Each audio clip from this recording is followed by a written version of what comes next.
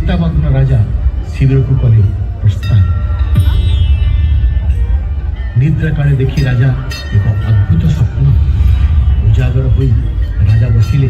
तुरंत देवी समलेश्वरी चिंतन कहले नदी बक्ष रही अच्छी गुमदरा रहुछि मुई एबे ताहारी मध्य शिमिली वृक्ष मूले मते करछि स्थापन एथिपाई मंदिर निर्माण कर हे राजा।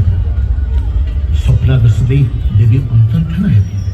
निद्रा जी देवी को जे भाड़िले